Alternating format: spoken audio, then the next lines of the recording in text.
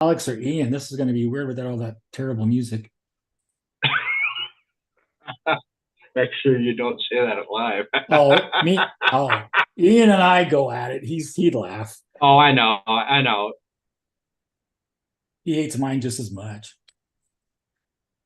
Everybody's got their own. Alex was here. We joke about it too.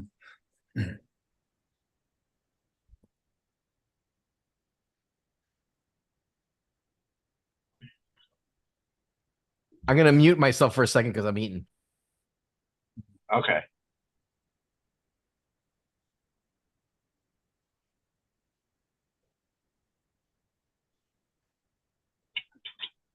Redirected to YouTube.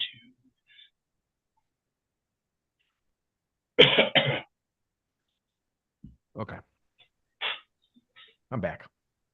Yeah. All right. Looks like we are live. Awesome. According to YouTube, we are live. All right. I'm here with Chuck and Mark, and we're gonna kind of talk about our favorite releases that came out in 2023. You know, the way I'm going about it is these are going to be favorite slash most listened to. I kind of figured that it just kind of give a little different slant to it. Because a lot of people are doing like top 10 lists and top whatever lists. And I kind of want to steer away from that because for someone like that does that, they have to be able to accumulate like at least 90 something percent of the releases that are out there. Yeah. And Right. I barely got 10. I barely got 10. But okay, what I'm going to do is I'm going to let Chuck go first and talk about Wow. his favorite. All right. Well, I guess this is the best time as any to put the plug in for Richard and Chuck's doing the best of 23 shows on progrock.com Oh yes. and that's helping me with my decisions today. It's been a great help. But there's obviously some great surprises and some great ones that we figured would be great. But I'm going to start with the surprise. Came across this just in the last 2-3 weeks and just jumped right up to the top of my list. I don't know if you can how good you can see the stuff again, but you can see it kind of. Anyways, that's Andrea Orlando, and he's out of Genoa, Italy, where Mark was this year, and that over in Italy. And it is the best way I can describe this music is it's residual mentales. You've heard them, right? Have you or not? Alex, Don't. Alex Mantos is the. Anyways, it's their music, which is great music. In fact, he has an album that will probably be one of my top albums of the year. But it has this singing, the beautiful singing in Italian by this artist that he got, and he only uses her very discreetly. She just comes in each tune. Most of them are instrumental. Almost the whole song's an instrumental, except for the parts where she just comes in and just does her little part and then comes out again and goes back to an instrumental. It's one of the most lovely, best things I've ever heard. So I'm telling you, people, if you watch this and you want to check out something and you're not an avant-garde person, please check out this. It's one of the best of the year. It's called, it's in Italian, of course, but it's called La Scienza delle Stagioni. So, or something like that. Yeah, or something like that. Oops, and I just hit the play button. Gotta turn that off. Anyways, that's my first one. So it's Andrea Orlando. Please look it up if you like just good old prog rock in Okay. beautiful prog rock. Sounds good. Sounds good. I'll have to do that. All right, Mark, you're Okay. All right. Well, like I said, it's this is kind of a conflict of interest, right? I have the label, but we're gonna start with one thing on the label, and we might end with one thing on the label, maybe something in the middle. But UPF came out with a new album. They're not well known because they can't really tour. There's 30 people on this album. It's It won't be in Saran wrap when you buy either the vinyl or the CD, because it's ecologically We want to not add any more plastic that we don't have to. But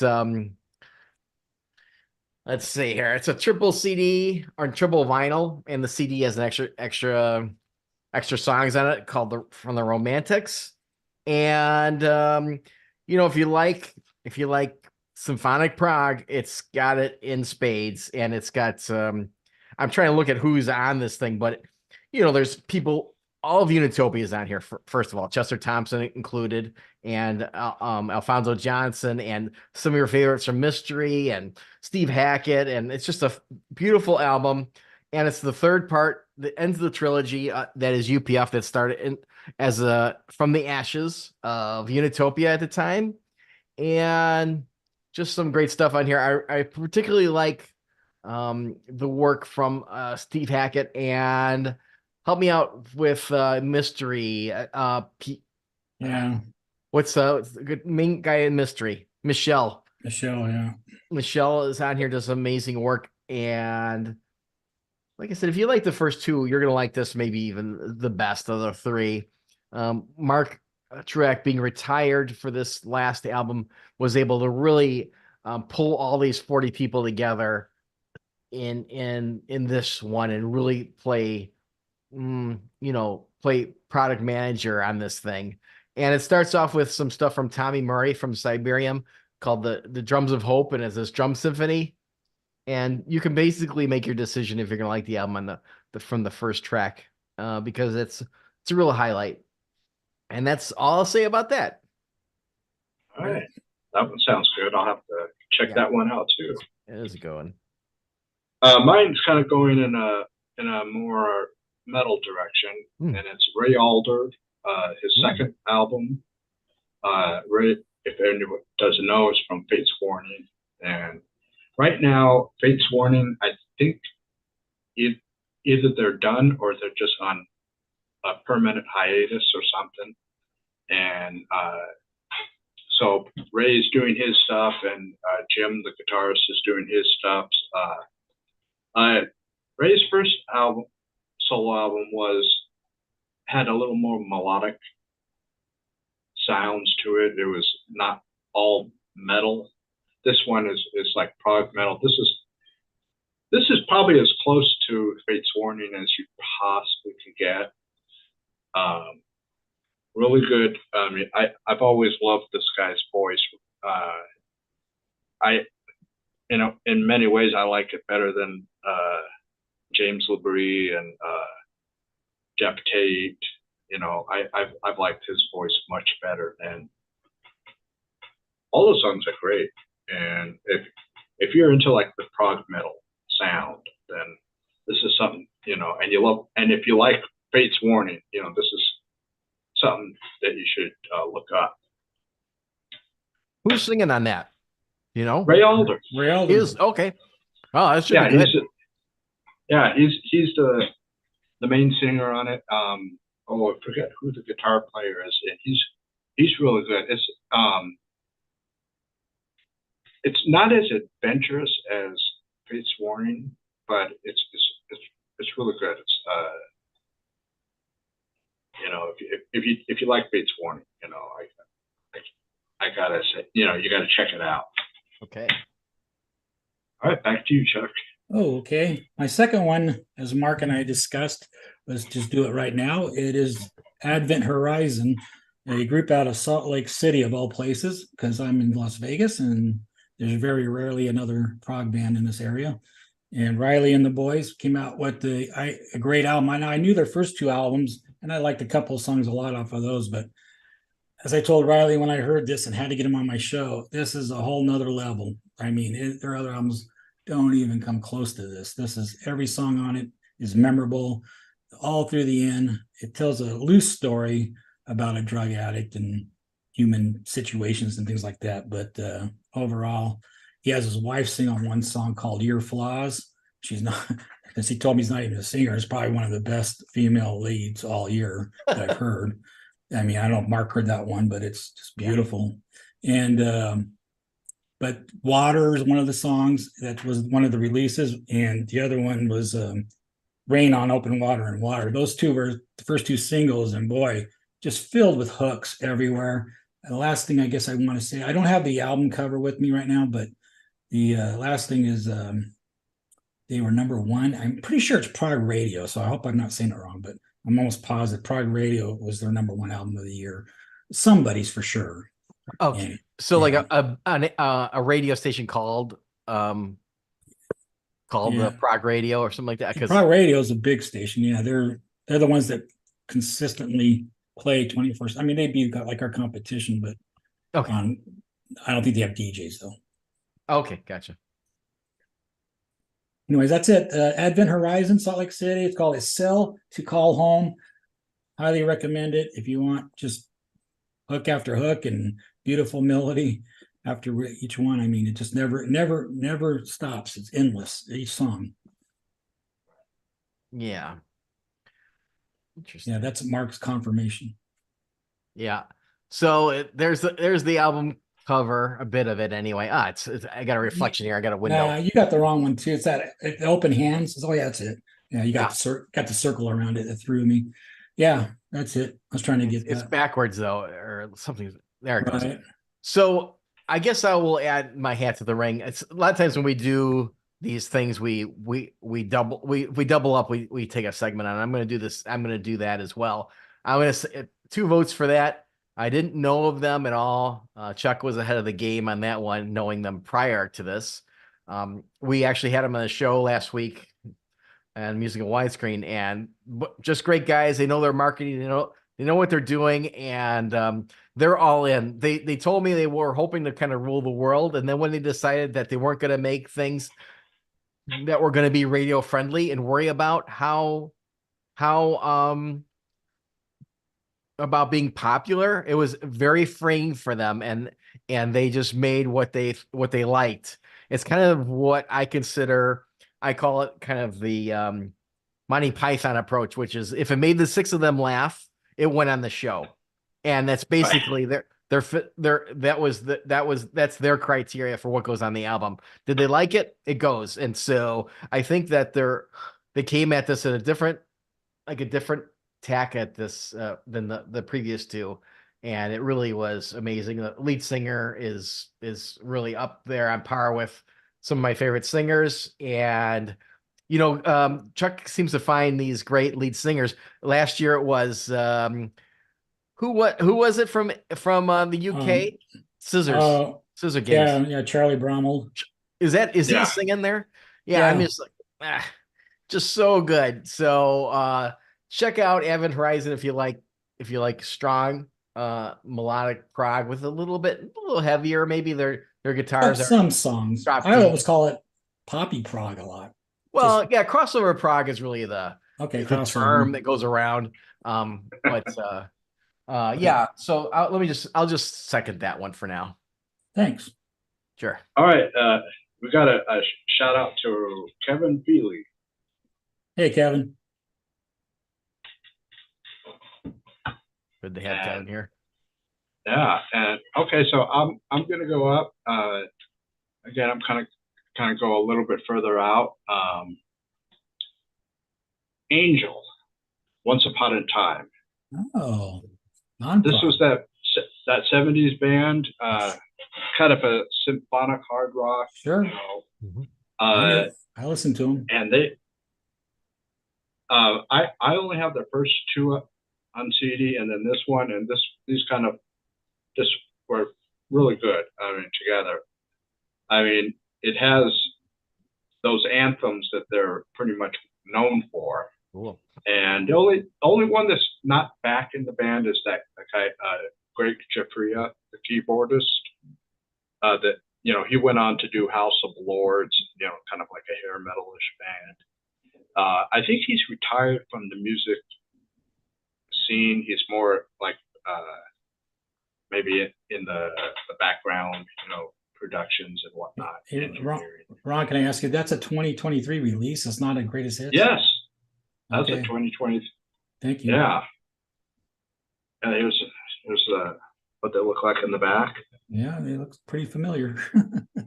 Yeah, it looks like they got. I don't think they had that many back then. I think it was a 5-piece back then. I do too. Yeah. But the singer, can't remember his name. It sounds fantastic. I mean, you know how some of those singers from the '70s they kind of put on a lot of years on their voice, and it's like it's just not the same.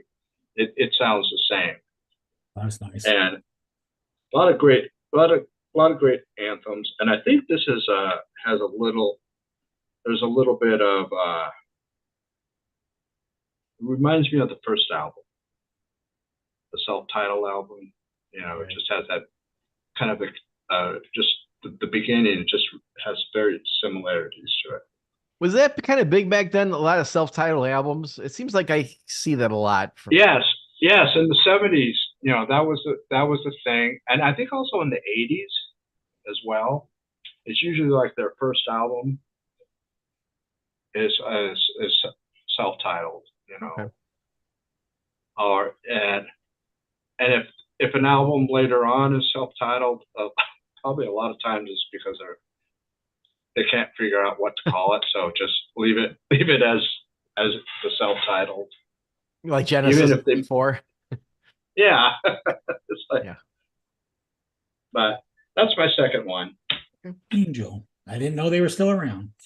Yeah, I didn't either. All of a sudden, I saw some advertisement for it, and I'm like going, okay, cool. I Right. know I know they have one uh 2018, 2017, somewhere in that area that had one. Okay. But I haven't heard that Cool. All right. My next one one. is Starlight Castaways by What Strange Beast. I don't know. Like again, we'll try. Yeah. It's not too bad. Mhm. See a little bit. Anyways, it's another concept album. It's a space story, of course. Mhm. And I had really, when I had the whole album, I had the boys on that. They're really nice guys and had the whole album played because it's a story. We did the whole thing together. They gave me a little script and everything between the songs on the show.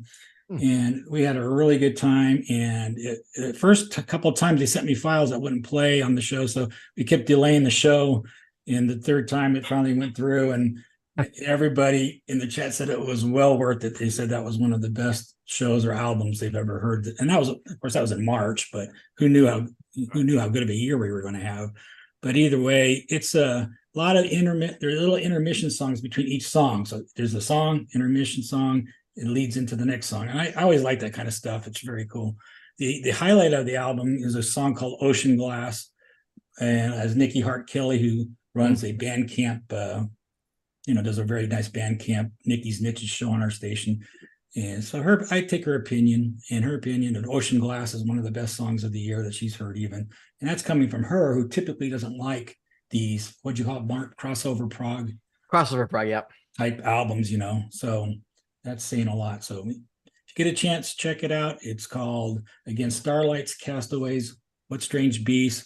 Oh, I got to go up to Seattle too, and I was going to see him play, Aaron, Ben, and John, but unfortunately they got COVID. So I ended up Oh. seeing another band with them, sitting with them, which was fun too. Anyways, that's my story. Cool. Mark. All right, let's go to one of the bigger names. Let's see if I can get this. Nope, it's really white on white here. It's struggling. You turn it, you can see it the best where you turn it away from us almost. Yeah. The So other way, the other way, do the other way. I see like both ways. There you go. Oh, Nah, and you lost and I it. lost Oh, the screen. But anyhow, it's it's mystery. yeah, it's a good one. They had a band or the album called Redemption.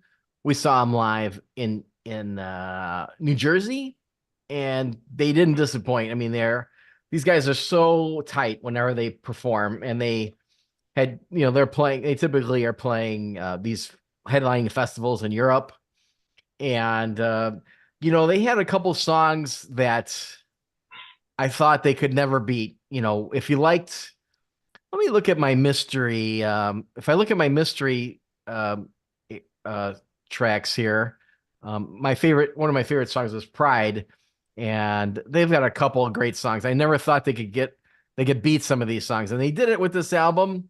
I was really, really excited to see them again. Oh, you can go ahead and give me that. And then I got some some props for later on. And if you like mystery, you'll love this album. Let's just leave it at that. I like it. Yeah. Yeah, aren't they? They're Canadian, right? Right. They are Canadian, and they had the singer right that left the play with David Yeah. Benoit David, and frankly, I think Yes abused his voice, and he couldn't sing anymore, and I figured, wow, that's it, because I mean, who could sing Pride, and they found this the guy Jean to take over. And something Yeah, like Pageau or something like that. Pagnol, yeah. And well, he's amazing. He's amazing too. And I just think plus they're kind of fun to hang with. These guys, you're kind of rooting for them if you happen to know them. But they have 4 songs in there. I just love Behind the Mirror, Redemption. My inspiration is This How the Story Ends. This how the story ends. I'm getting kind of chills thinking about it now. Oh, Right. It's just such a great chord structure, and just like it's a retarded chord, I think they call it, where they come back to like Paradise Theater comes back to the main the chords changes that they had previously in the album, but it's the end, right? Because it's slower paced. The tempo goes down, and it's just great. It's just as good as songs like Looking for Something Else, which is another amazing song, and Pride that I mentioned before. So definitely check out Mystery, a bunch of other songs I thought were Willing to Fly to Sea. That's how good I thought that album had. Oh, that's cool. Yeah.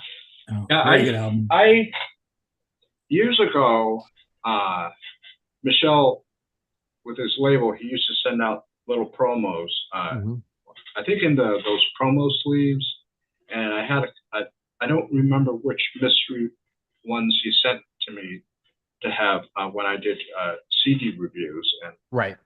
and I right after Benoit left to go to Yes, that's when I didn't know too much about what happened afterwards, Yeah. Yeah. But He sung every day for months, right? And then yeah, it just actually it was just too much. Too much. Good one. all right. Okay, we're going to stay in that country, Okay. and this is I guess it depends on your point of view, but whether or not you like what they sound like is Crown Lands. Oh yeah. Okay. Yeah.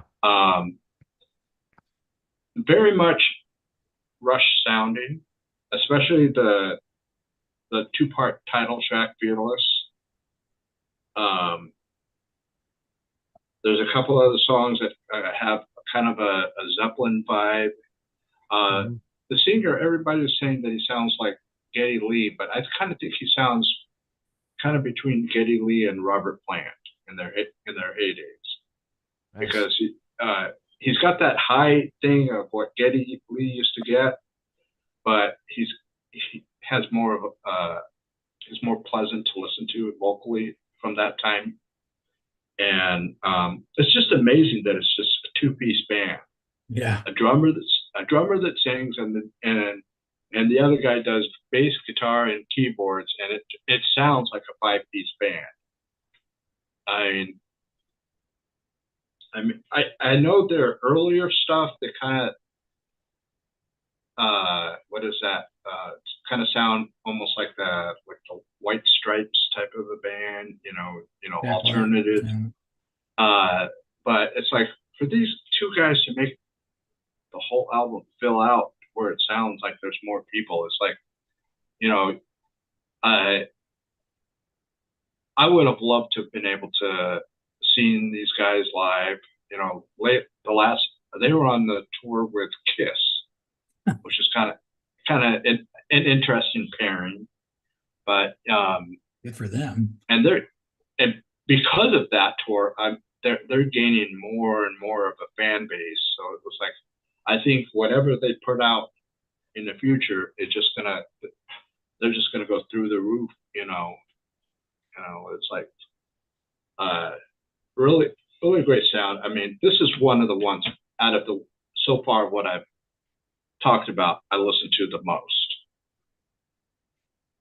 So that's my third one. I really like it. The ending track Citadel kind of has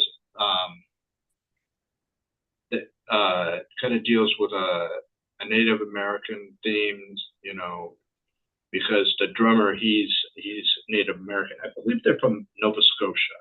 I want to say, but I can't be It sure. says Oshawa. That's what it says on the page. Okay, Oshawa, wherever that is, yeah, Canada. but yeah, that great band. I mean, if you like that, and I don't really consider them a quote unquote Rush clone. I don't think so.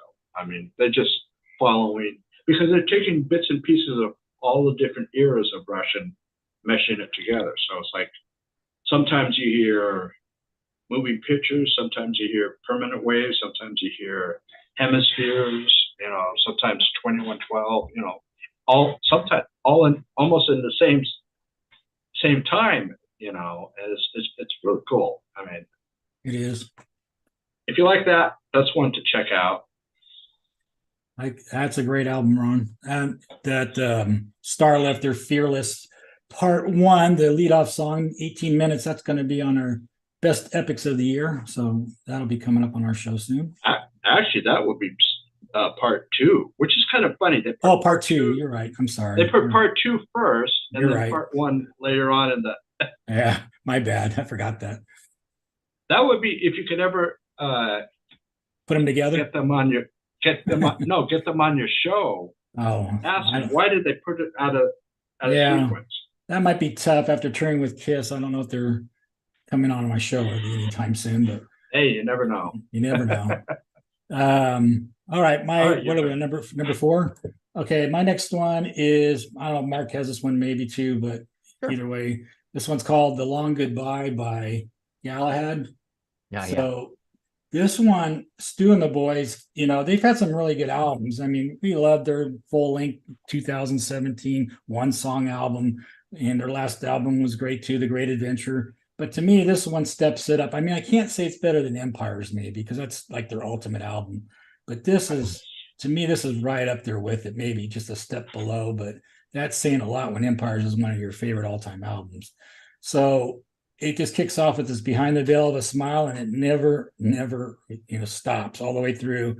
I heard some people bagging on the final song called Open Water, but I like the way that it slows down and goes into that last song and just kind of settles down the album, you know, where some people say, oh, that's the weakest song, but I really like that. And I can understand a lot of people think The Long Goodbye, the title song, which of course this is addressing dementia, the whole album. Yeah. And The Long Goodbye is a great epic. Great epic. It's going to be on our epic show too. Anyways, if you like Galahad and you've kind of been not getting into them that much lately, it's time to get back because they're a great album this year. Oh yeah. That one Stu said that that's kind of a personal album. Yes. So you feel it with his vocals. Yeah. You feel it. I mean, he's a little and the songs, I don't know what it is. It's like they just each album they get better because that's one of mine. But I really like it. That's another one that get played. I listen to a lot. You know. Yeah, me too. I put it on the thumb drive here and put it in the car, and you know. And I like how it has a lot of modern things, thanks to was it Dean, their keyboardist? Yeah, Dean Baker. Baker, yeah. Yeah. They told me he comes from a more club scene type stuff, so he's bringing that vibe into the band, and I like that one too. Glad you picked it. I'm glad. Yeah, thanks. Yeah, I think I'm going to add that's in my list as well. Let me go ahead and talk about that a bit. Those guys are great. I didn't know who they were until they showed up at Rossfest, and then I was amazed. They were touring that Empires Never Last that Chuck mentioned. I don't know if this album is quite up to that level for me, but as I look at the ratings here, I've got almost like all fours, threes and fours. When I'm a tough reviewer on that, right? For me, a five, if it's a 5-star album or a 5-star song, I'm willing to fly to see that song perform. It's a very high type, it's a high bar to reach. So, and I've only have I think 7 songs like that this year. So, I think this song is great, and definitely Dean Baker's got kind of that club thing going on. It's the only band that really has this thing going where they have this kind of like dance music in the hidden inside prog music, and Mm-hmm. it's so refreshing. And of course, I mean, I love what was the album we had one song on it. Yeah, 2017. I got to think of the name. That was Quiet Storms. Quiet Yeah, Storms. Quiet Storm. So Well, it might. I haven't really been able to play much new Galahad because they did pull off radio edits from the main song, but still this one's in high rotation for me. I'm listening to it a lot. I've called Stu and I said, Stu, I have a check for you if you want to play Chicago, and he's just not quite on board because of visas. But Right. it's a great band, and I highly recommend this album. And if you didn't like Galahad before, this is not gonna get you on board. Okay. So Mark that album. It's called Seas of Change. Seas of Change. Oh, okay. I got some bad metadata here. Yeah, Seas of Change.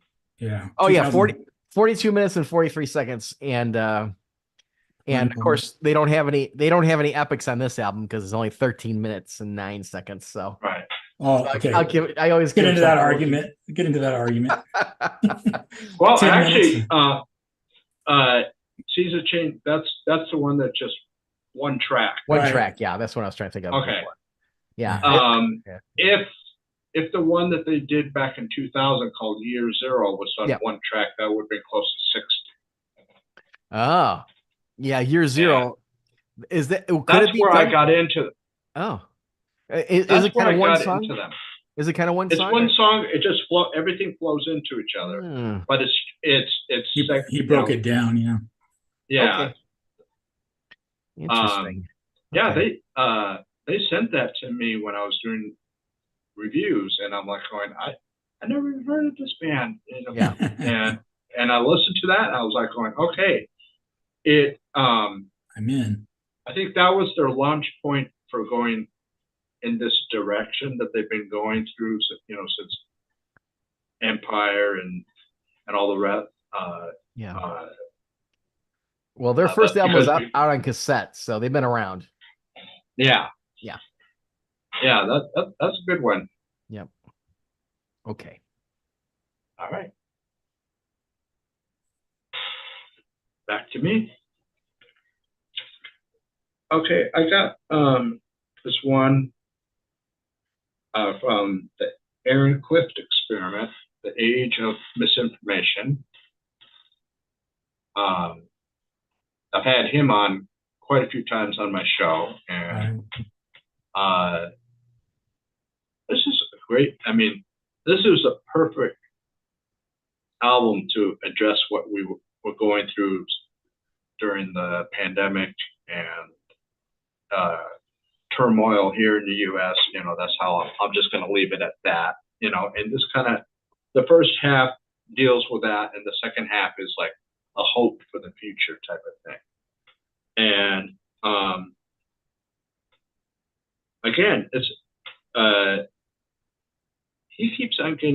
his music keeps on getting better. I mean, you can see, and I always like that with musicians and bands, that they don't stay in one area. They do what they are as a progressive rock band. They progress to the next level of whatever it is, and this great singer, and the musicians are great on here. And the one that kind of throws you for a loop is that Bet on Zero, where they have the big band in there. It's like, so you got big band prog, and which is kind of cool. I mean, you never think that those two would mix together, but somehow he got it to do it. And That's great stuff. I really enjoy it. I definitely like those guys personally too. They really nice. They played to Chicago in a Prague Oktoberfest one time, and they actually asked me to pick them up from the airport one year when they were doing a little bit of a tour. So good That's guys, and the people that were from Texas that were at Prague are so in love with them because it's like a bastion of Prague that they can only people the only bands that ever come to Austin are Peter Gabriel and Aaron Cliff. That's about all they Right. get. So yeah. That's good stuff. yep. Yeah, good one, Ron. I'm not familiar with that album, but if it all goes wrong from a few years ago, I did enjoy that album a lot. So Yeah. the one before, yeah. Anyways, Yeah. next one, someone's got to do this, and I'm the one to do it because I don't know if anybody else will, but it's Okay. got to be on the list. It's Peter Gabriel, I.O. So, somebody I will never get on my show, but as I was saying to Richard and others, if there's one album that I always go back to in my spare time, it's this. Now I know there's three versions actually, not just dark and light. There's an inside mix too, but I can't tell the difference enough. So I'll just put on one for that day and listen to it. But the biggest complaint I've heard, especially from inside our chat room, is some of his slower songs. They're not the peppy, old stuff that he used to do. Stuff like that. Well, he's 70 something, and the music is only way I can describe it is thick. The slow stuff is just so full and rich. And if you got your headphones on and you don't like slow Peter Gabriel, I'm sorry, but it's some of his best work. And his lyrics are the most insightful. You can tell because he's talking about being older and in time and like an IO in and out of the earth. I become part of the tree and the tree, does its thing and has leaves or whatever. But things go in, things go out. And it's just song after song, just introspective like that. And I liked it enough that I drove from Las Vegas to Palm Valley, which is 4 hours through a desert, mostly sometimes a one lane highway to go see them. And it was well worth it because that was as close as I was going to get, other than the LA Forum, which I was not going to go to. Been there enough. Yeah. And parking is incredibly bad. So, anyways, I went there one last thing I'll say, the concert was great. He played every song off the album too, which was great. It's just like hearing him live though, because I've seen Genesis with Phil Collins, but it's my first time to see Peter Gabriel. Just to hear that, what do you say in his voice? That uniqueness of his voice, right. Washing of the water. The first time I'm getting chills just talking about it now. It's just like, right. Just killer. Anyways, Peter Gabriel, IO. If you want everything to be like his hit music in '86 or whenever it was, you're not going to get that, but it's great. Yeah. Cool. He's great. I left him off my list. I think maybe if I felt like he needed the plug, I might put it on the list, but yeah, I know. But I'm glad you did, obviously. Yeah, needs to be done, I think. Yeah. So, and I saw the tour too. I think maybe seeing the tour, maybe people think it was a little bit less than it wasn't really pump up music, right? So maybe if you saw him on tour and then you heard the album, you might, okay, this is a little bit, is it moody or is it lackluster? You know what I mean? I think people have trouble deciding whether they do. I'll pick the positive approach. Right. So anyway, let's see if I've got it up here still. Yeah, I'm gonna go ahead and do this is probably in a lot of people's list. It's Overhead. Let's see if that comes out. Telepathic Minds. And that's this year, right? Oh yeah, Rich is big on that for our show. It's really great. It's we do their distribution, by the way. So if you want to buy it in America, you can go to their Bandcamp site and it's only $4 or $5 to ship. And it's a great album. I always liked Overhead, and then this album was a big step up for me. And I think it's just I don't even know what to say about it. It's just I think it's universally accepted that this is their best album. If you want to try Overhead, start with this album and then maybe go backwards and see what you think. Overhead, Telepathic Minds. I think you're right. I think it is their best mark. I think you're right. Yeah. So. All right. I got this band that I've been a fan of since the mid '90s, from Germany, called Eloy. Oh yeah. Echoes from the Past. Who? No, I'm just kidding. Who? I No, love it, Ron. Great choice. Great Yeah. choice. Mm-hmm. Yeah, this is again. So far of the ones that I picked, this is like the third or fourth one that I keep on going back to. It just uh, the uniqueness of Frank's voice is like it. Some people are put off because he has a kind of a thick accent, Right. but but I think it kind of adds to I do too. music in a way. I do. And I got into them. I went to this one record store and I got that CD Ocean because they were playing it on the over the sound system, and I'm like, So good. who's this?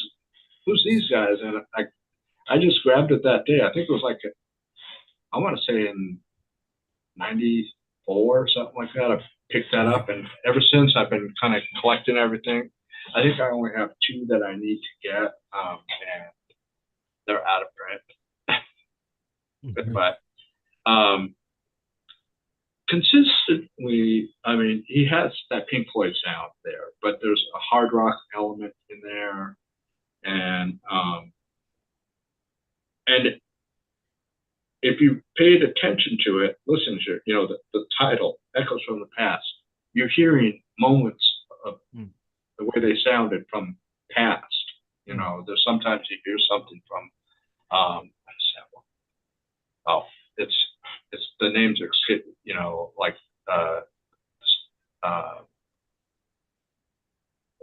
when Frank first took over from the band, where it had kind of almost like a Jethro Tull kind of a vibe to it, and then I guess he just switched it over.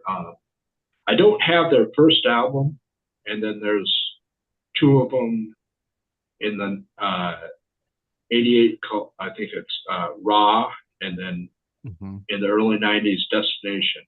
And I think one of those two, even though they're out of print, I think Frank released them, or at least one of them. And I really want to get them because I did have them on CD way back. And when they were in the '90s, and I don't know what happened to them. I think one of them is just Frank and some other guy, and Frank's doing guitar, bass, and singing, and the other guy's doing keyboards and drum machine, and it sounds like it. It sounds like there's a drum machine. But this one is a great one. If you like where the past the last two that did, the kind of the part one, part two, this one kind of carries on, but the songs are a little shorter. They're not like I think there's like one song that gets around the 8-minute mark, but all the rest are around 5 and 6 minutes, and sometimes that's good. I mean, yeah, because they could give you what's going on in that short of a time. That way, sometimes some songs linger, and you kind of, you look at the clock on the wall and you're going, when is this thing going to end? Right. Yeah, that's always a good insight, I think, that you have about that. I know that Siberium always talked about that. They always determine whether they're too repetitive by, if should they move the song along to something else, or should they end? That's always one of their big things. So either we need to change on this next measure, or we should just end the song. So yeah. I guess it's like know when to say when. Yeah. There's a lot of bands that could do that. Yeah. Yeah, they do it perfectly. And then there's some bands, I always say in the '90s that they felt like, oh, if I don't have an epic, I lose my prog credentials. And it's like nowadays I don't care. It makes it better. Fine. Yeah. Yeah. As long as it doesn't make it better, don't do it. Yeah. Right. Exactly. Okay. All right, Chuck. All right. I quickly on Eloy. I always like to say this because being a Southern California boy growing up, surf and stuff, and we got KMET, KLOS FM down there, and we had all the classic rock bands. But guess what? We never heard in our lives: Eloy, Right. Wishbone Ash, Right. one song by Uriah Heep, and that was it. So these getting back into prog rock in my later years, just to go back in their catalogs has been fantastic. Eloy's Oh one of my yeah. all-time favorites now, and his accent is what makes it. I know a lot of people bag on that, but man, when you Oh hear him yeah. on Ocean and those albums back in the day, and Poseidon, I love that accent. It's so good. Anyways, there's my He Eloy. has he kind of has like a storyteller vibe to I, his voice. I agree. I like it. All right, my next one is a brand new album, but it's quickly become my favorite, and it's quickly replacing Peter Gabriel's my go-to listen. So I hate to do this, but this is the one. I don't hate to do it actually. See if I can get it there. It's Palace, the Messenger Yeah. by Palace, Pallas. You don't Yeah. know if you don't know Palace, you should because they haven't had an album since 14, but they are the kings probably of the second wave of Prague or close. Yeah. 1984. 12th Night was before them, I guess. But I think these preceded Marillion and some of those IQ. Anyways, they have, I mean, I've always liked Palace and I really like their 14 album, which a lot of people don't even talk about. But Yeah, it was a good album. but this one just supersedes. I mean, this is my favorite all-time Palace album. Not only is it a late one, but it's my favorite, and it's got Alan Reed back on here, and just Yeah. just so great. I mean, the Messenger, the epic at the end. I think it's almost 15 minutes mark, but it's really really good. I mean, it's like one of the best songs of the year. So, Yeah, I pre-ordered that on Bandcamp, and I only had a chance to listen to it a couple times, but those times I agree with you.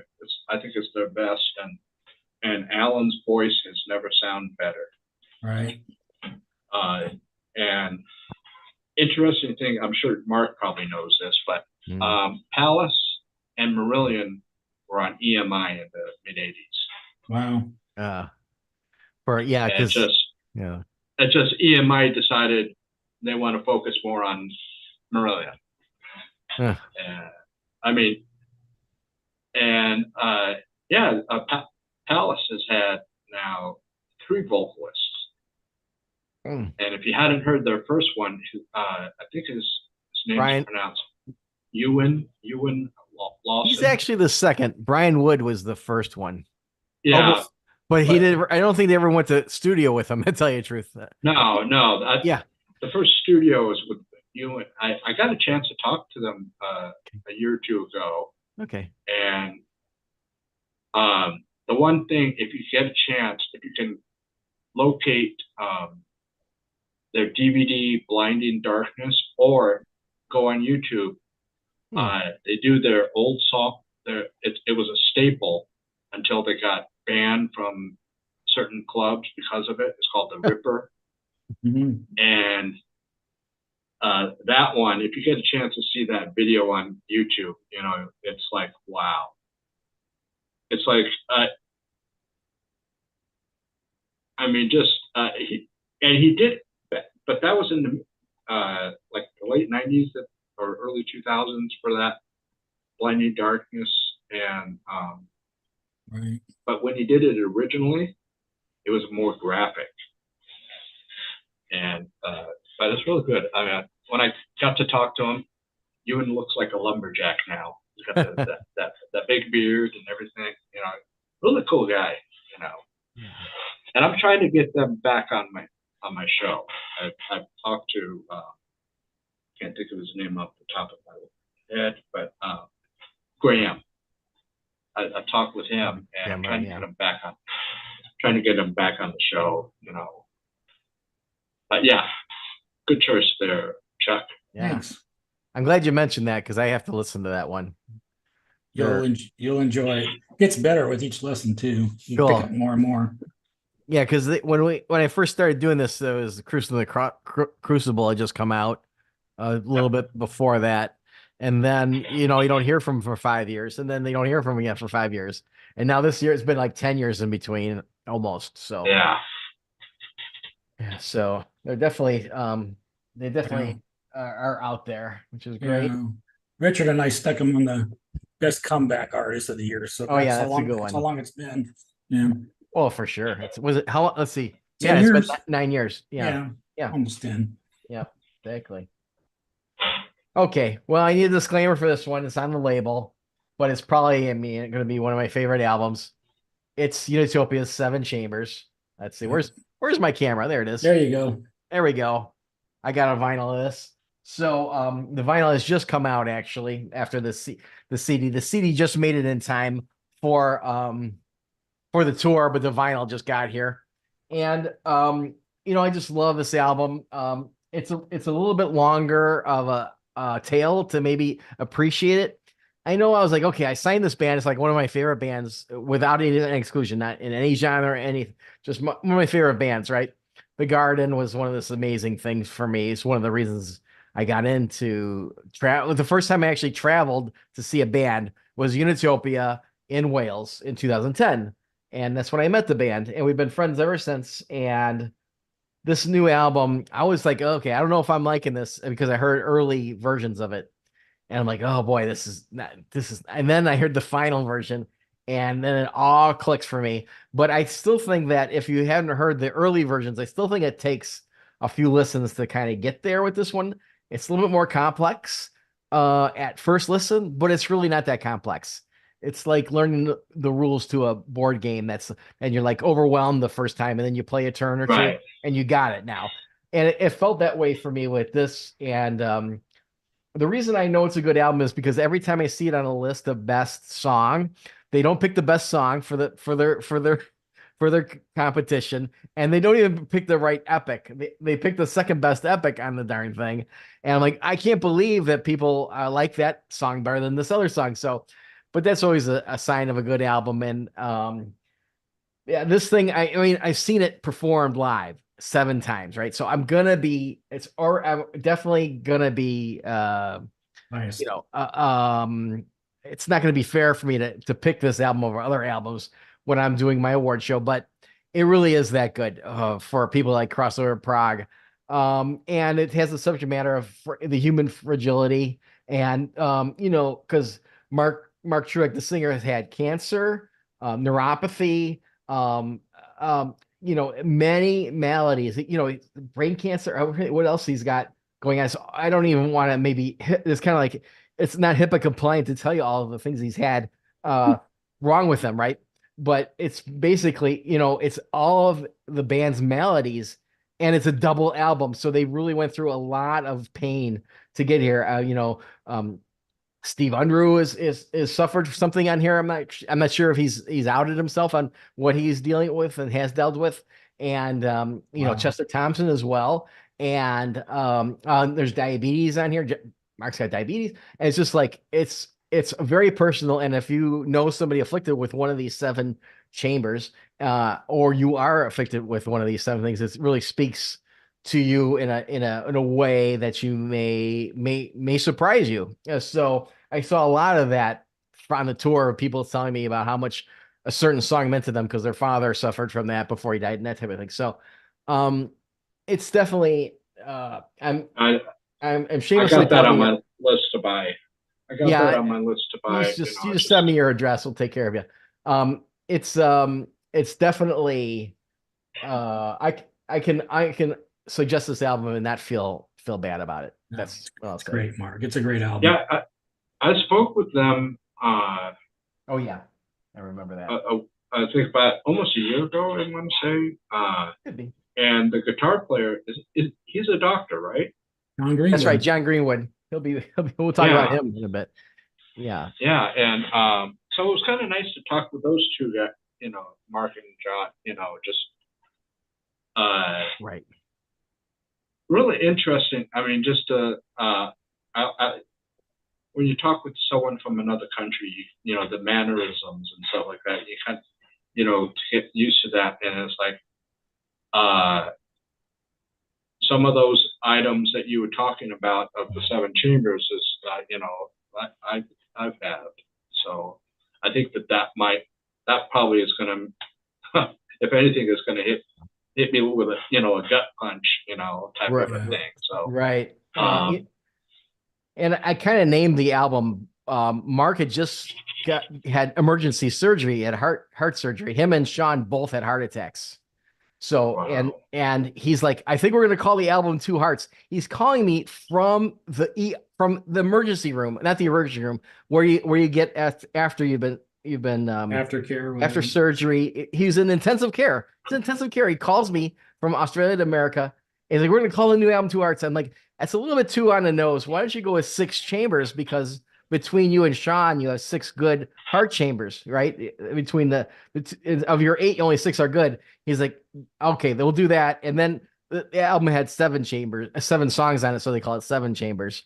Um, and you talk about John, he wrote the song Mania, and it's about a patient that he had that had was bipolar, and extremely so. Not there's no question. Some people go undiagnosed for years.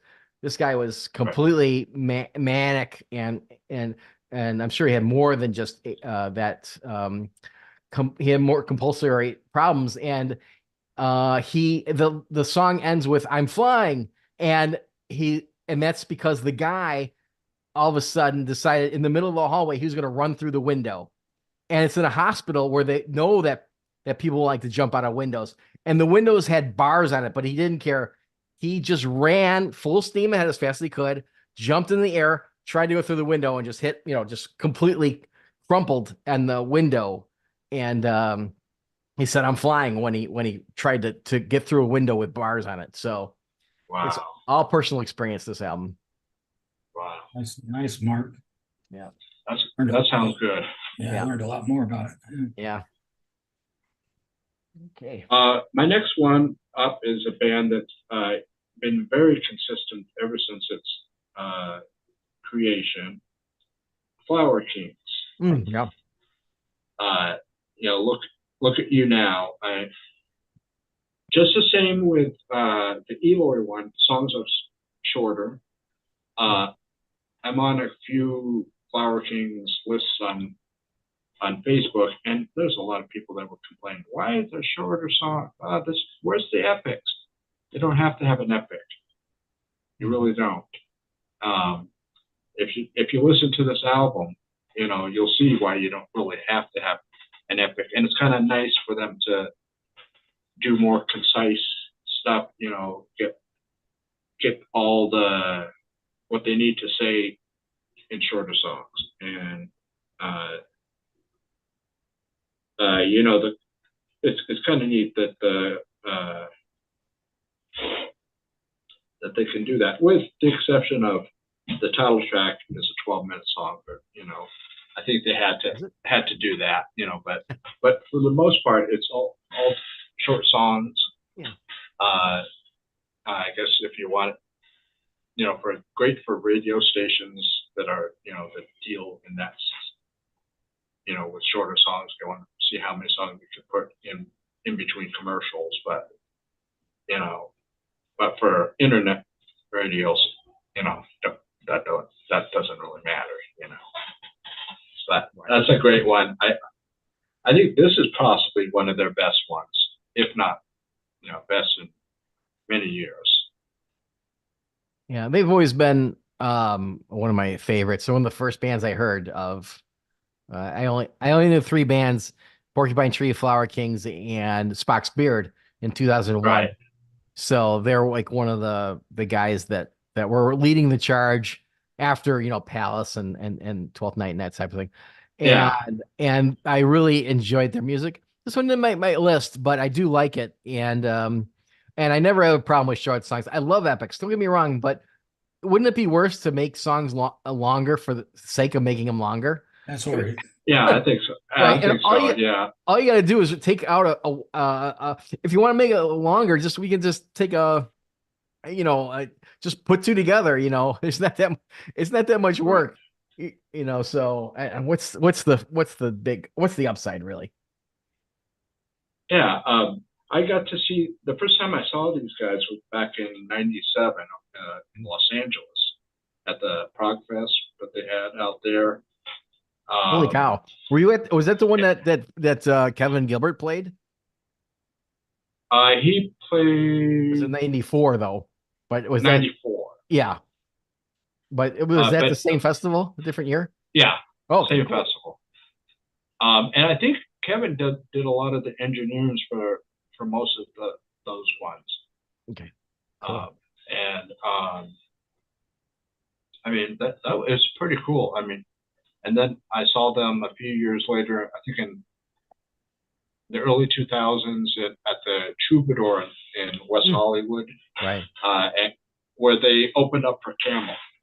Oh wow! And they recorded one at the Troubadour. So Yeah, they're a really good band. I mean, so I've followed them ever since, and I, again, Rowan has a very distinct voice, sure. and it just adds to it, and it's like, I mean, over the years, it's getting a little more refined, and it's like it's like they say, a good wine ages well, it's aged like good wine, Right. and it's a great album. I mean, I've been a fan for, yeah, almost 30 years. Right. So Sure. A great band. it's good. And Haas, I love Haas's vocals. He's yeah, his HFMC. When he's on UPF, he's another guy. He has distinct vocals as well. And of course, yeah, the first Flower Kings was actually a Roy Stolt yeah, solo album called The Flower King, right? And I think he was so in love with that band and Haas's vocals that spun off into its own band. Yeah. Nice. Yeah. A lot of the bands that came out of the Scandinavian countries were kind of jump started the so-called, the third wave of prog, and Right. then Spock Spirit was like a little later on, Right. but I remember after I think it was the first prog fest in '93, Spock Spirit, some of the guys were out, passing stuff along, flyers. Oh, we're playing at such and such club. Come check us out. And it's like, at the time, it's like, I really wasn't a club goer, so Right. But I think it would have been cool to kind of see how they sounded, before the light, Right. But, That was back when they were on Greg Walker's label back then. They did one on his label before they went to Magna Carta. Yeah. Yep. Cool. All right, Ron. all right, Chuck. I never got to see Flower Kings, unfortunately. I did see Transatlantic, and one thing that I note from that was Ryan was the only guy in the band to stay after, take pictures, and really? And talk to the crowd. So kudos to Ryan. Yeah. It's the opposite now. Well, that was just, that was COVID just got over. So okay. Well, that's good to hear because I've never seen him. I've seen him 4 times. I've never seen Royna anywhere but on stage. I was really happy. I mean, he posed for a picture with me from the back. Cool. He's back a little bit, but cool. Anyways, so my next one's going to be, I mentioned it earlier on that first album that I said Andrea Orlando and his type of music. It's mostly instrumental with some just beautiful Italian singing, their female lead. Yeah, I said that his album sounded a lot like this guy, or guys, I should say, Residual Mentalis. Oh, came out with the album 2 years ago or 3, whatever it was. It was called Introspection. And I didn't know about it. And even one of our listeners talked about it. And so we listened, and Nikki and others of us, and we ended up saying, oh, wow, this is a great album. Of course, she knew it before I did. I was last to the party. But I was just like, this is wonderful. So then I found out he's releasing another album this year. And this one blows it away. It's even 1,000 times. He's only got, last one was a lot of little individual pieces. So we're talking about big and little songs and epics. This one's only 4 songs. And the epic is 17 minutes because they got one that's 12 minutes mark. Okay, that's not good epic. Yeah, and then a 9-minute and then a 6-minute. But it's 44 minutes of, if you're going to do music and you're not going to go extra and you're just going to get the best, that's what he did. Now that 17-minute song, you'll listen to it. you'll never know that you just sat there 17 minutes. That's a Right. sign of a good song. You're so engaged on all four of these songs, and they're all instrumentals, no singing. You don't want singing when you hear it because it's just wonderful. So he's out of Greece. It's called A Temporary State of Bliss. And it's Alex is the guy that comes on our shows and go out and visits our our chat pages and stuff. But he's with another guy, Stratos Marianos, on piano and synth, and Alex does the guitars and flute. But anyways, if you haven't checked it out, this is going to be on our best. Well, it was on our best instrumentals of 23 show. Will it win the category? There's a damn good chance. It's really, really good. So Can you give me that name one more time? Because I kind of Yeah. missed it. I know Residuo something. Residuos, because it's like a Spanish name, It's Espanol, yeah. but he's out of Greece, so you tell me. Anyways, Mentales, Mentales. Okay. Gotcha. Yes, temporary state of bliss, and you will be in that state if you listen to it. Okay. All right. I got another shout out. Oh, okay. Is Nikki Kelly's in the Hi, out Nikki. there. Hey, Nikki. Yeah, I definitely like those guys from the previous album. I haven't listened to this album yet, so I will do so. Tops it even, Mark. It's I unbelievable. want to see if they have a vinyl out, which I'm going to look up later because Okay. when I hear 44 minutes, it's like the maximum you can have on a vinyl. So I wonder if they went with that route. I hope so. I will do this one here. This is called Resistor, and people that have gone to the Eastern Prague shows may have seen them at Rosfest or Prague Stock. That's Steve Unruh fronted band. It's not him. It's not just him writing the songs. Fran is also writing the songs, but he's the most well known in this kind of little Prague scene that we know. Of course, he's in Unitopia now and UPF, and he wrote probably my favorite song of the year, which is called "The Uncertain," and he's written some amazing songs. He's performed live at the house. Check out Steve Unruh live at Monforti Manor, and this album is really great. I'm looking at the title track is great, and Kaleidoscopic and Illusion of Understanding, a longer song. Just some good stuff from Resistor. My thought is you can check out any of the last three albums. By his own admission, they've become more their writing and their producing has gone up since they had Underground and then the fifth season and then Resistor. And those three albums I would definitely check out. If you like one, you'll like them all. And if you go back, you might like that too. It's a little bit more like Fido, which is kind of why Marty now I can't think of his last name, Dorfman, kind of got them together, and that's why they did a show together at Prockstock and at our house here. And Resistor is just a great album with our band. It's with a little bit of kind of Tull, a little bit folky. It's kind of Tull without the flute, and Steve Unruh is amazing. They call him the Swiss Army knife of Prague because he'll just play any instrument and maybe multiple at the same time. It's just crazy to see him perform. At the house concert, he played guitar and percussion with his feet, including cymbals and things. It's just ridiculous. And then he'll switch over the flute while having the guitar strapped to his neck, still not playing it, but it just he's amazing.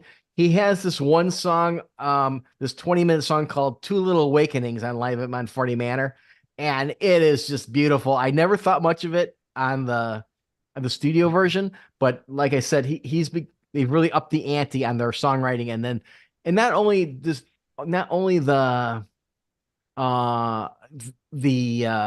recording of it, but also the extra layers. It's a very layered thing he loves to have. It's not minimalistic, I will tell you. For three pieces, they could never recreate anything close to what they record. But he's just such a great engineer, and he is an engineer for Hasbro. So he might over-engineer things. Maybe somebody would say that. I wouldn't say that, but I could see where somebody could. And just check out the songwriting is great. And if you like Tull inspired music, but I hate to say Tull inspired because they say it's Tull inspired. There's no flute, right? There's very little flute. So, Right. but it has the same chord structures and sound and other sounds like it. So, um, and they consider themselves Tull influenced. So there you go. Illuminated. Yeah, I remember them. I'm looking up to see the albums where I kind of. You might have had Rise. That was pretty big for them to come, and it was that's the what got one. them. That's what. So our Chicago friend here, Uncle Norm, who's since passed, was so in love with that album that he told George at Razfest that you get these guys, or I'm telling everybody from Chicago not to come. So and George is like, well, they live in New England. They live like 100 miles One. away. Yeah, there you go. I had a feeling it was Rice. That's the good. I played that to, oh my god, to death. With, Yeah. And after that, then the album after that, and I forget what it was called again. I just was on this site, but yeah. I don't know what happened. It just they went off my radar. Well, they didn't do anything for a while. I don't blame you. Yeah. So yeah, I'll definitely have to check out. Yeah. The one you just so it sounds good. Yeah, I'll send it your way. Don't you worry. Okay. Right. I'm gonna send you a care package. Oh, cool. Thanks. Well, since Chuck already talked about it, I'll just pop up the cover. Oh, yeah, we talked about it too. We all did. Yeah. Yeah, a little bit, but just got to show the cover. Yeah. But I'll go to my next one. And Glass Hammer Arise. Yeah. Okay. Rocking. This is another band that they always up the ante each time that they put out something. Just when you think that they're on the top, they climb up a little bit further. And this one right here, I mean, it's a nice little kind of like I want to say it's a concept album, but a cosmic horror, and it's pretty interesting when these bands do concept albums, because it's like, especially when it's something that they're not using a source material, it's coming out of their own mind. So just to create their own mythos about the whole thing. And Hannah, the singer, was amazing. Just I didn't think that they could. I mean, Susie's great. Was great, but I didn't think they can do it any better. But no ill towards Susie, but Hannah just brings it to another level. Perfect for the sound that they're going for now. Where it's a more heavier. That's almost guitar based. That's a big point, Ron, right there. Two different styles. Susie had that last style, and Hannah's with this more rocking style that they got now. Hard. Yeah, and more metal almost. And I asked Steve at last. I said, does Hannah have any solo stuff? And he says, only if you like Christian music. And I go, okay. I just left it at okay. But this is a great album. This is another one. I love it, especially the ending track is just right. Wow. Yeah, the big 17-minute one. Yeah. I mean, probably one of the biggest, longest songs they've done, and really good. Again, that's another one of those. Each one of these I listen to as many times as humanly possible, and this is one of the good ones there. Well, just taking you up on it, Ron, on the concept set against the backdrop of deep space exploration. Rise follows the extraordinary journey of an android dispatched by overzealous scientists to uncover the galaxy's hidden wonders. So there's a Yeah. little bit brief. In search of a God or the meaning of God or something like that. A And Star Trek program or something. yeah, actually, a lot of people kind of the Android in this thing, they kind of it's kind of parallel to Data, where but Data is trying to be more human. This one is trying to look for God or the meaning of God, you know, and right. That's pretty cool. I mean, going across the cosmos, you know, Right. in search of something, you know. I love concepts. That's awesome. Yeah. And of course, you know, when you go on a long journey, whether it's on land, sea, or air or space, you know you're going to come into some trouble Right. in one shape or form, you know. But that's my pick. All right. My next one is probably not well known either, but since Nikki's here, I give her a shout out. She found this way back at the beginning of the year. It's called Edenia. You probably can't read it, but anyways, it's a black and white cover. Yeah. Okay. Edenia, Another Place is the name of the album. This is a album that's female lead with one of the prettiest voices out there. She's from, they're from France. Her and one other guy.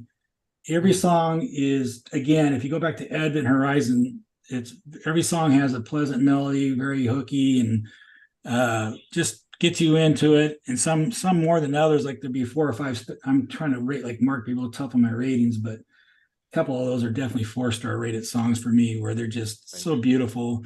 This lead singer, Kalia the Noble, or something like that, she is fantastic. There's nothing bad about it, but I was trying to get her on the show for our best of shows, and she informed me that they have now broke up. So she'll let us know what her next project is. But if you get a chance, if you love female leads and you love good melodies, and like I said, I guess I should plug Nikki's show since she's here too. She does the Nikki's Niches with a bunch of songs and music that I discovered through it too. It's the first, it's Bandcamp Friday, the Tuesday before every month. So it could be the first or the last Tuesday, but be sure to tune in for that, because like me, you can find a lot of great new music. Yeah.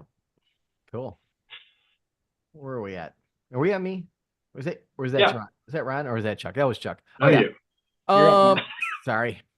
I'm gonna go with Dominic, Making Sure, actually. Ooh, good one. So Dominic, people forget about it because it was early in the year. Exactly. But we kind of became friends. He did the second show here at Monforti Manor, the first international band we had at the house. And so he's on my radar more than most people. And it should have maybe been out 2 years earlier, but there was a log jam there. Sean Timms had a bunch of things to do, and he is 1/3 of Dominic, right? He's an unnamed third. Dominic is actually, and it's supposed to be demanic, actually, because it's the syllable that should be stressed is man, which is Guy Manning, right? Dominic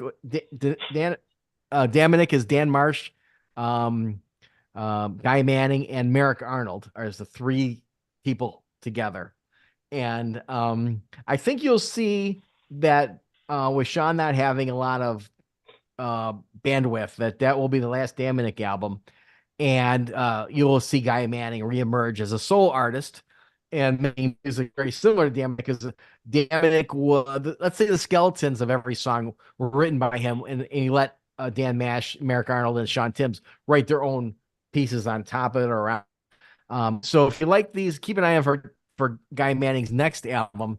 And when I look at my ratings here, most everything is right around the 4-star range, with Long Goodbye and Oculus Overture and Acts 1 through 4 of I don't know what the movement is called as one track, but good stuff there. When Sean Timms is involved, the sound quality is going to be amazing. He spends hours and hours on every note. And that's why stuff like Unitopia and Dominic sounds so darn good. So check that out. If you like Guy Manning, you like the tangent, like Parallel 90 Degrees, you will like this. This will not bring aboard new Dominic fans. If you didn't like the other 2 Dominic albums, I don't see how this one would get you over the top, but it's a great album. I agree. All right. Yeah, good. All right. Next one I got is Godsticks. Ah, good one. I really wouldn't say that much that they're prog, but they're just a little more Heavy. better rock, more modern rock sound, but it's just more everything's just carefully sought out. It's not trying to like be a chart topper type of a band. It sounds great. You got a good headset. Just the sounds, the bass and everything going on. I spoke with the singer guitarist once so far on my show, and really nice guy. And music is just great. I mean, I love it. It's just good, well thought out rock music, modern rock. I guess there's like a little bit of prog in there, but not enough that it's gonna, if people are only looking for a prog band, they'll probably go, oh, well, it's not enough. But if you're looking for good music, I mean, this is a good one. It's like, what is it called? This is what a winter looks like, and it shows a monkey. Yeah, right. Mm. And it's a good one. I mean,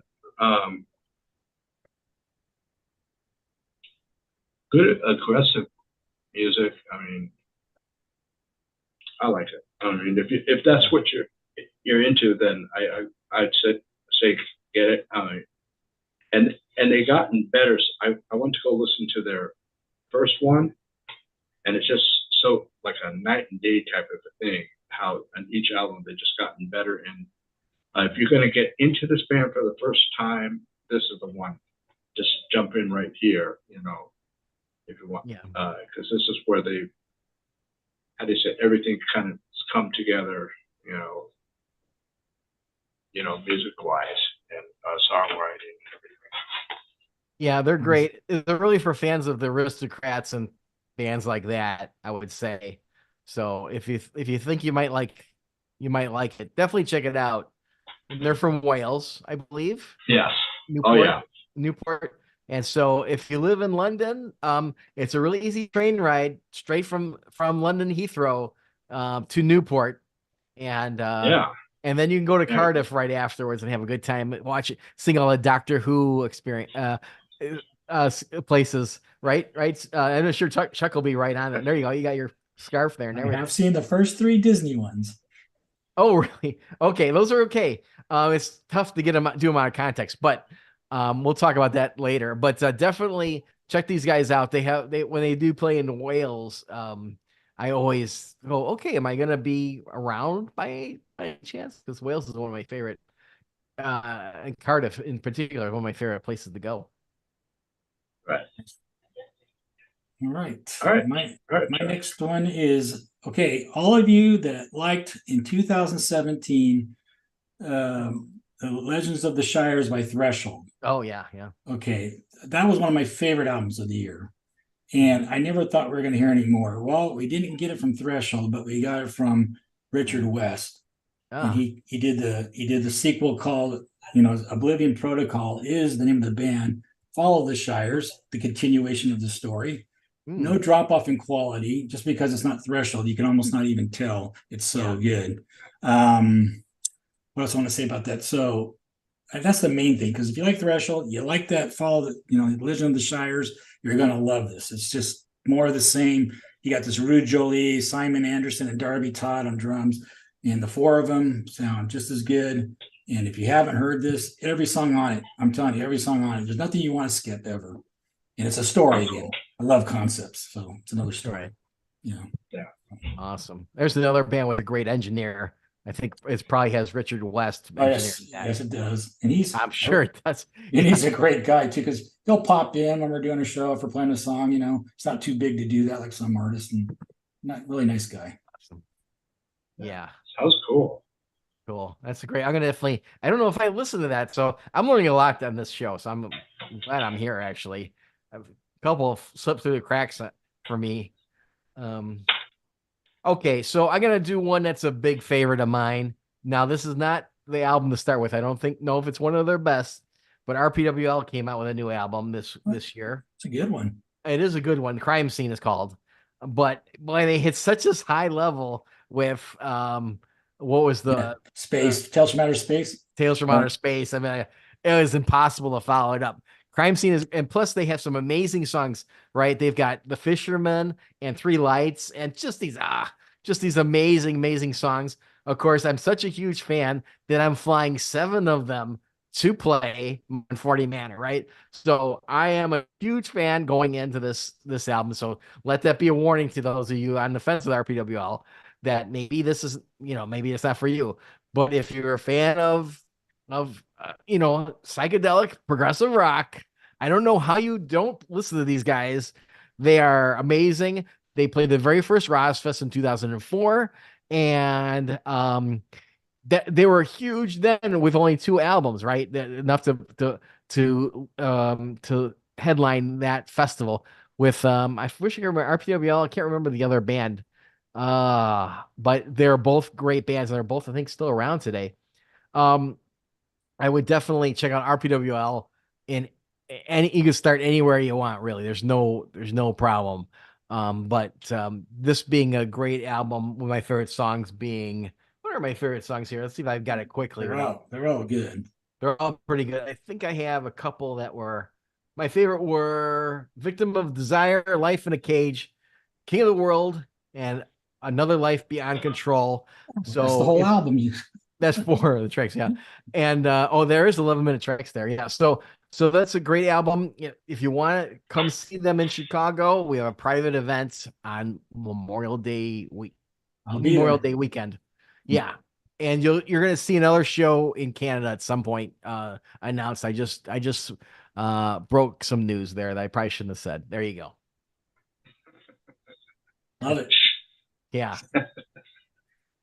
All right, my next one is a band called Great White Nothing, Oh yeah. and this is their second, the Hymns for Hungry Spirits Volume 2, and this band kind of comes at prog from a more alternative slant.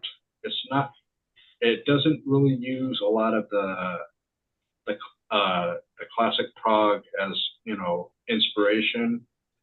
Um, it's a 3-piece band, bass, drums, and keyboards, and again another singer with a very distinctive voice, which I think adds to the music.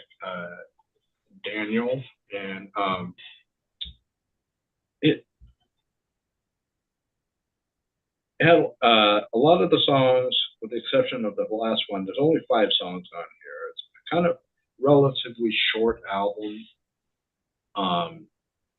but if I remember correctly, when I spoke with Daniel, he said that they wanted to kind of keep it short. They don't want to keep on drawing it out. So I think this is about around under 40 minutes, which by today's standards is kind of a short album.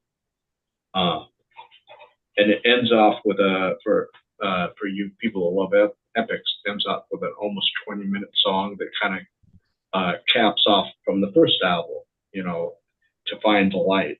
But one of my favorite songs on this is a song called Viper, and it is a very angry kind of a song, and it's like if you ever get into those situations where you just start, clenching your fist. I mean, you can listen to the song, and it's talking to you, you know. But really good album. And when I spoke with them last, they said they're going to change their approach to to the next one whenever it comes out. And if I remember correctly, they're going to kind of go with kind of a punk attitude.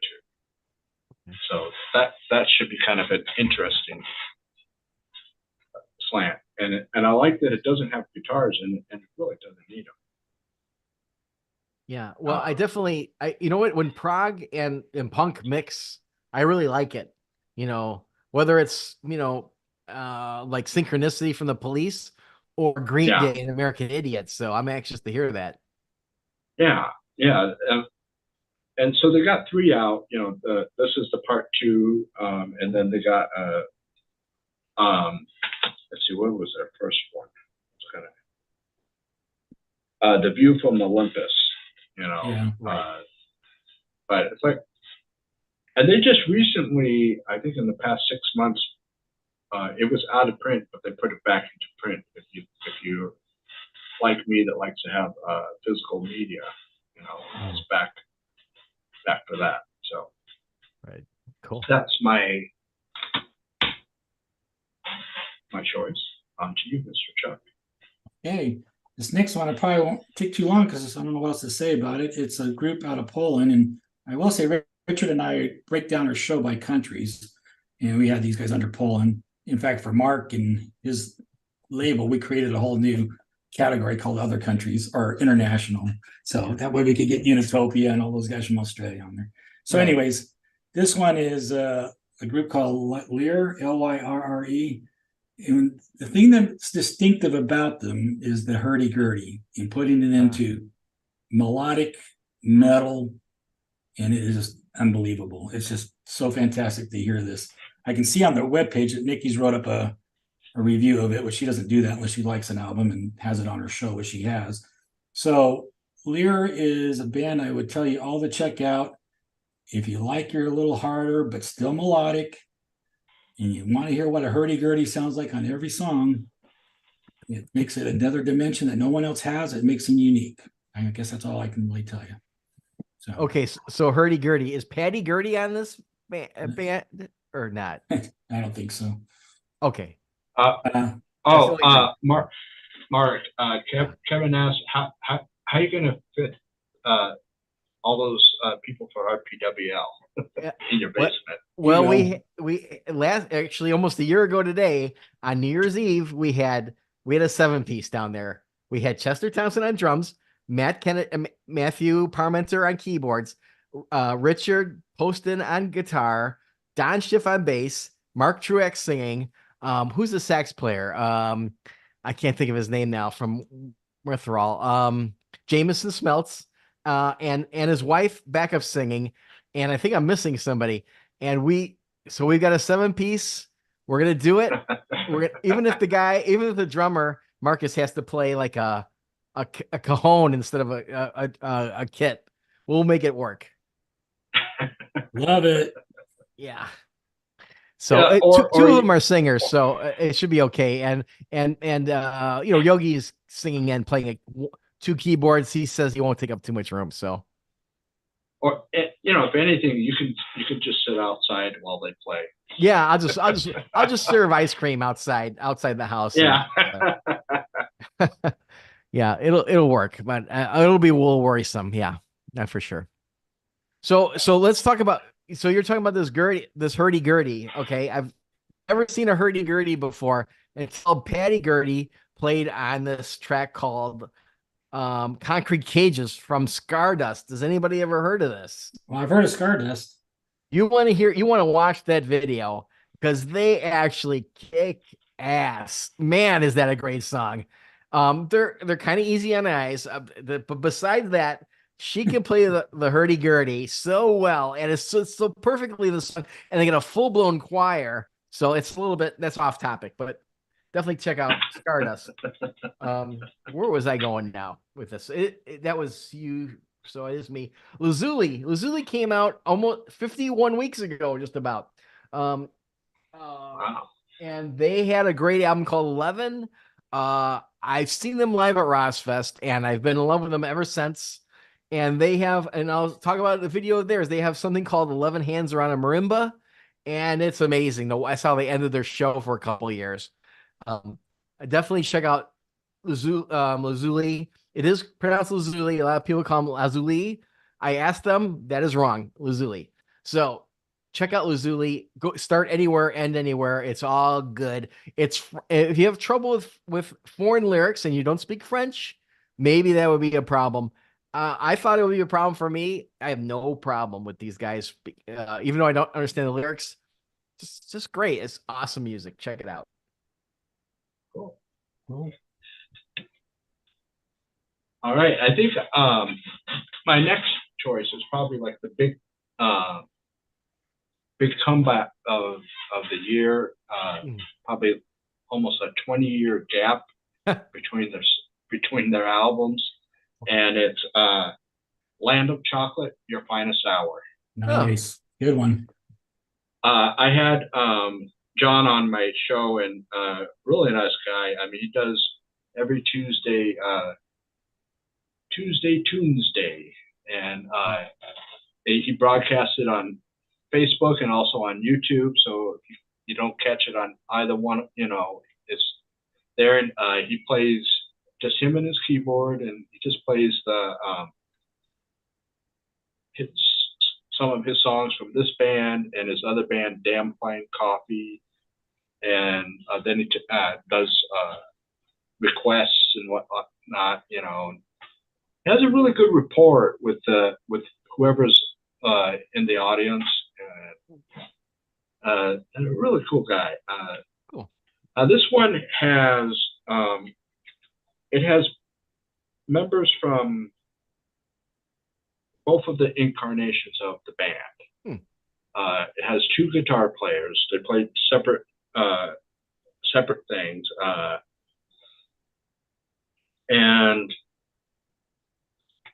everybody has a different opinion as to what this cover is all about, and it is basically, it's something that you need to discover for yourself. Right. Honestly, I mean, because it kind of takes the fun out of it. Because once you discover it, you go, okay, I got it. And I like the song, This Beautiful World and Your Finest Hour. Those are my favorites off of them. And again, here's another guy that has a distinctive voice, but it just fits perfectly within this band. And it's amazing that the first album, this is a little more melodic compared to the first album. The first album was like a prog version of Mr. Bungle. It was just all over the place, and it's like, I mean, that is great, but this one's a little more, down the line, a little more refined, a little more melodic, but still a wonderful album to get. And that's cool. mine. That came out just 2 months ago, and I think it's still on my queue. I'll have to move that one up in my queue. That's really good. I think. Well, all right. My next one is another end of the year one, and I do not have for some reason the artwork didn't download right, but just released a couple days ago, and I've been listening to this a ton. Is Monarch Trail. I've always loved their albums. There's a guy named Ken Baird that does it out of Canada, and every time they come out with some most greatest epics, again, the type of epics you want to be epic, not just something that drones on and on just to make it, that long. So in this album, he has, for Mark, he has a 22-minute, a 19-minute, a 17-minute, and one just under 10 minutes, and then another one that's a 4-minute song. But it's very addictive. It's all well, it's not all instrumental. It's a lot of instrumental going on. There is singing on some of them. But if you've ever heard him in the past, then you know what I'm talking about. Monarch Trail's always very highly rated by those that know them. And Ken is a really nice guy, and he just dropped this thing out of nowhere on the 17th, and it was just like, what? No one really knew it was coming. So I would highly advise you as a year-end one to check it out. The Monarch Trail, 4 sides, and just great epics. Is that on the server? Because I just heard it came out. Yeah, it's you know what, Mark, he sent it to me, so if it's not, I'll upload it. Okay, cool. But I think you sent it to me too, and I just didn't get it yet. That's a great band, by the way. I'll just ended it with that. Yeah, I couldn't get the artwork to download, but there's another one for you. Cool. Let me just get the artwork up here for this one. I wasn't quite sure which one I was going to do next. We're going to do this band that I really like. It's a heavier, I like the heavier stuff a lot, even though I guess you really haven't seen that in my previous picks, but I can't get the artwork either. So there's a band called Soen, and they came out with an album called Memorial this year, and it's another great album from them. I just like the singing right off the bat. They're already going to have a tick up for me because I think the vocalist is outstanding. And then the songwriting has been great. I will say when I've heard negative things about it, because I know a couple people putting European shows, festivals together, they say that maybe it doesn't quite change up enough. It might be a little bit too formulaic for some people. So if you're not on the crossover prog stuff, you may think it might be a little bit too simplistic for you. But if you like bands like Riverside, I think you definitely should give it a shot. Riverside's Shadow Gallery. I mean, that's the type of thing. They draw very, very well. When they play Chicago, they play some big theaters, and they're getting young people in the progressive metal. And thank you, Soen, for doing so. And I definitely think you should check it out if you kind of like that drop D guitar thing, not double bass pedals so much so that you won't get the throbbing drums, right? So it's just right. It's heavy enough for me to like it because of the vocalist and the drop D, and not over so heavy that everything is a double bass pedal. Okay, right in that area. Nice. Yeah, it's good. All right, my next pick is Quicksilver Night. I was hoping something featuring. I'm glad you did that one. Okay, yeah, I think her name is pronounced DFG, but I've seen so many different heard so many different. I think I'll leave it at that. And if she's out there watching it, whenever. This is kind of, I want to say it's kind of like a companion piece to her album, even though it's a different band. It's just featuring her vocals, a little heavier stuff, and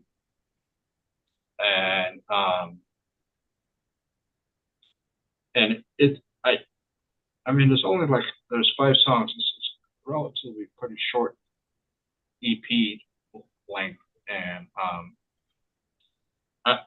ever since I've heard her first, her solo album, I think, her voice is just, it kind of goes up there with like Kate Bush and Tori Amos, that style. Right. And this one is pretty good. I got this kind of in the past month. I think I got it sometime in November. I didn't get it when it first came out, but I thought I would have to talk about it too, because on January 6th, she'll be on the show. Nice. So we'll talk to her more in depth about this and anything else that she's going to be doing. But that's this one. It's a nice. It's kind of because I know she has a love for a lot of that symphonic metal, and it's kind of in that way, but not so much on the metal side. It's more, maybe more hard rock, and it's pretty good. If you like her voice, really good. It's perfect. It's a great album, EP. Hey, yeah, I'm glad you picked it, Ron, because that was on my list, and there's so many. I'm glad you picked that one. And I know.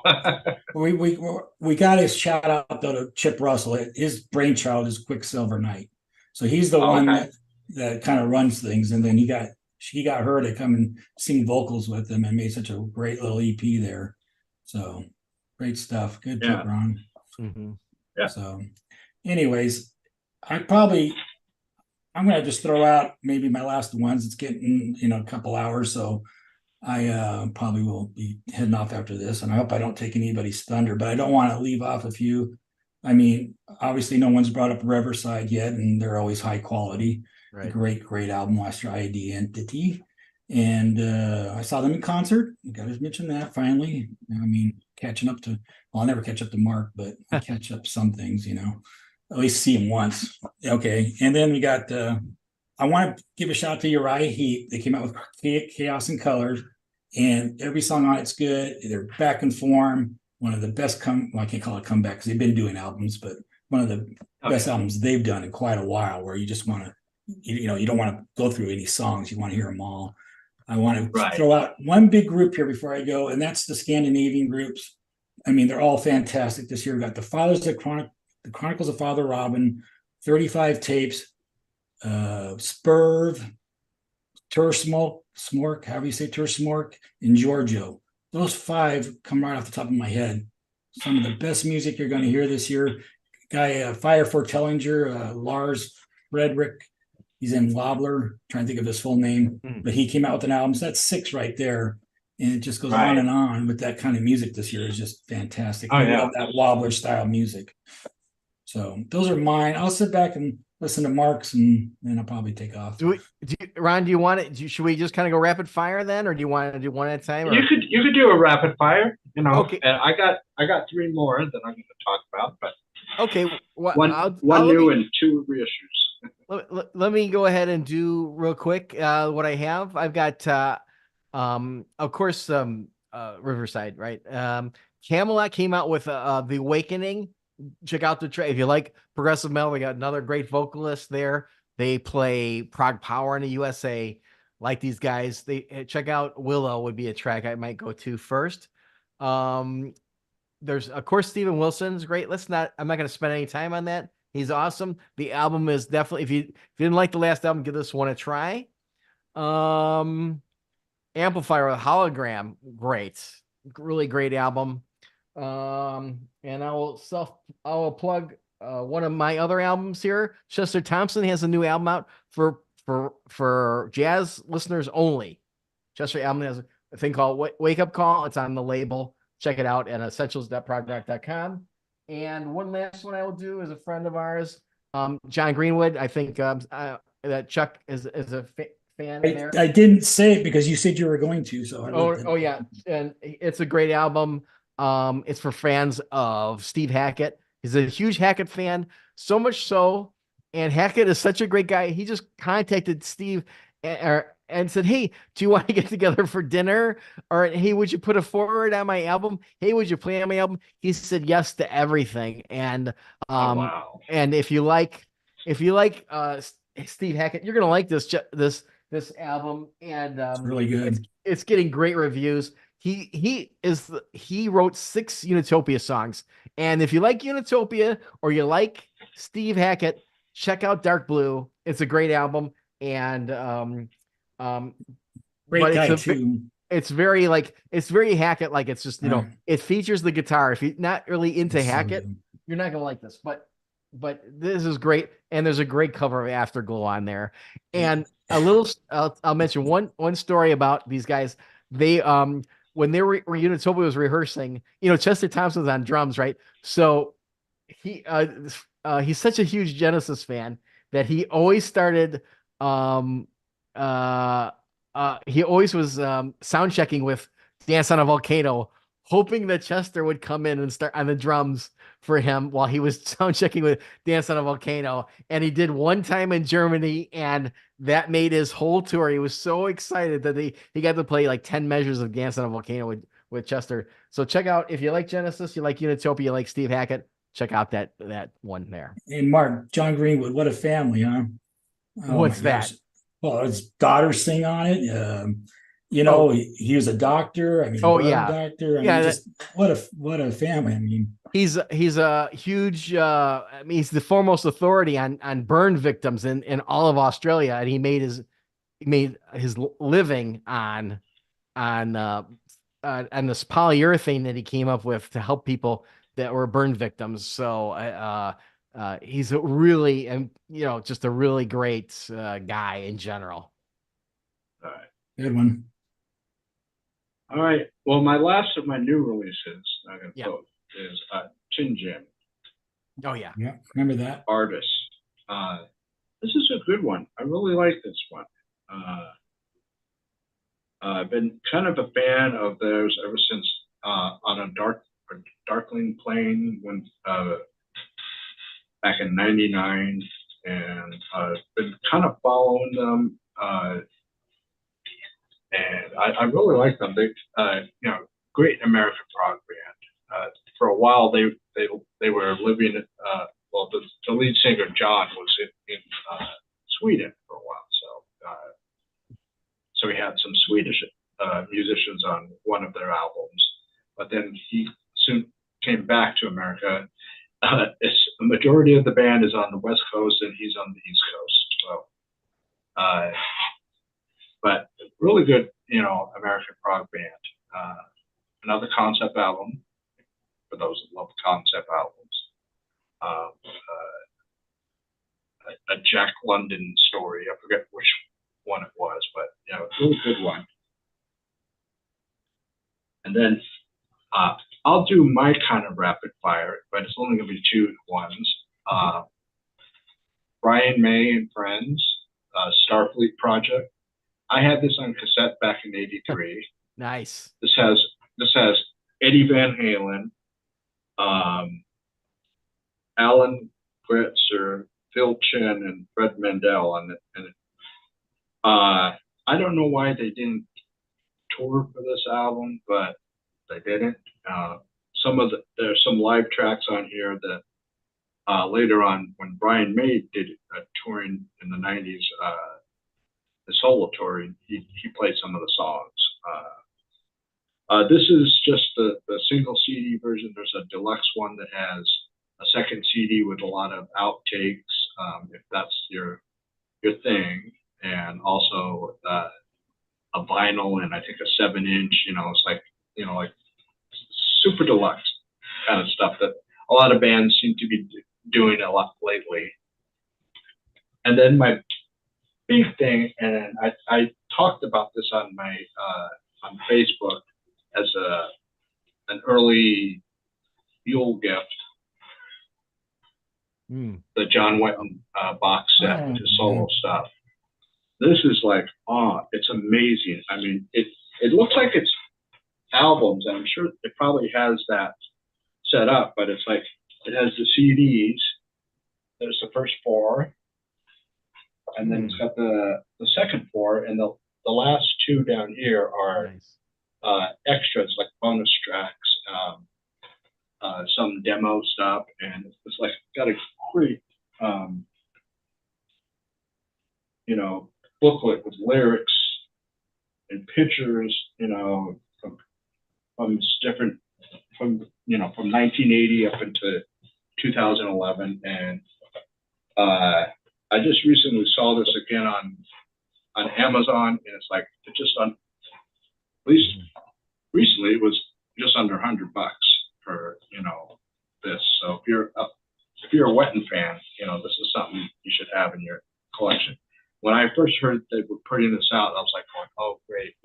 It was only at the time available overseas, and it would have been almost close to $150 for me, and I was like, there's no way.